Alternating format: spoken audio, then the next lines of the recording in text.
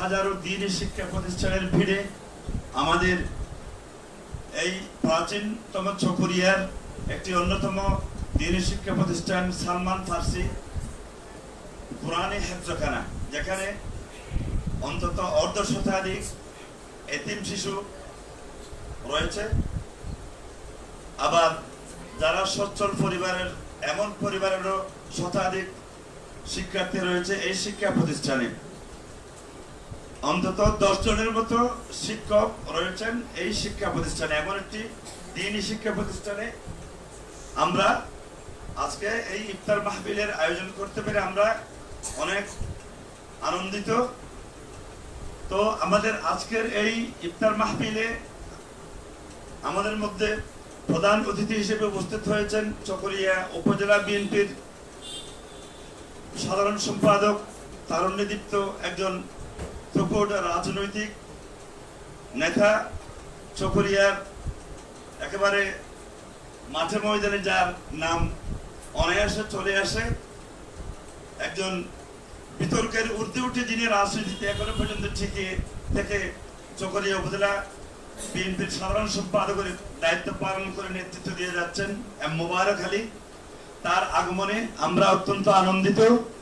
তো এই পরিসরে উপস্থিত রয়েছেন আজকের অনুষ্ঠানের সম্মানিত প্রধান আলোচক হাফেজ সিরাজুল ইসলাম, অত্র হেফজখানার সম্মানিত পরিচালক।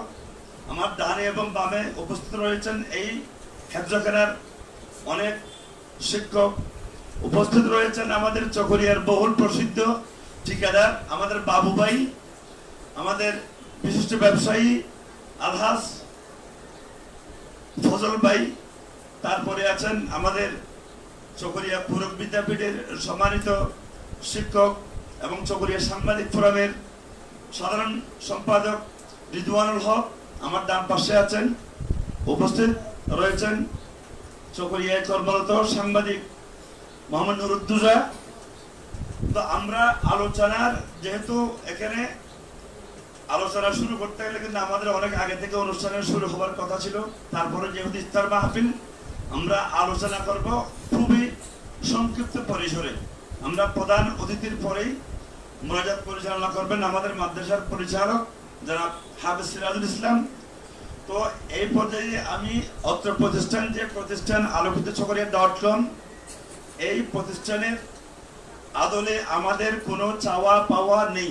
আমরা কেবল চকরিয়াতে যেসব দ্বীনি শিক্ষা প্রতিষ্ঠান রয়েছে তাদের সাথে মোলাকাত করার জন্য, এসব আল্লাহর খাস বান্দা যাদেরকে আমরা একেবারে ওলি হিসেবে চিহ্নিত করি, চকরিয়ায় এমন কোরআনে হাফেজ যারা আমাদের চকরিয়ায় হাজারো শিক্ষা প্রতিষ্ঠানের মধ্যে এই একটি শিক্ষা প্রতিষ্ঠানে প্রায় 150 শতাধিক শিক্ষার্থী এখানে লেখাপড়া করে যাচ্ছে, তাদের সম্মানে আমরা কেবল ইফতার মাহফিল, এখানে অন্য কোনো উদ্দেশ্য নেই, কোনো রাজনৈতিক, কোনো ব্যক্তিগত, কোনো সামাজিক, মানে কোনোভাবে কোনো প্রকার উদ্দেশ্য ছাড়াই আমরা শুধুমাত্র ইফতার মাহফিলের আয়োজন করে আসছে গত বেশ কয়েক বছর ধরে।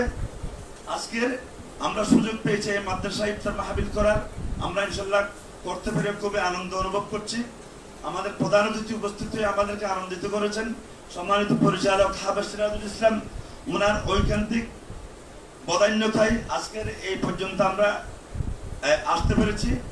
তো এখানে অনেকে আসার কথা রয়েছে, আমাদের স্থানীয় কমিশনার সালাম ভাই উনি অনুপস্থিত, তবে সকল স্তরের গণ্যমান্য ব্যক্তিবর্গ সবাই উপস্থিত রয়েছেন।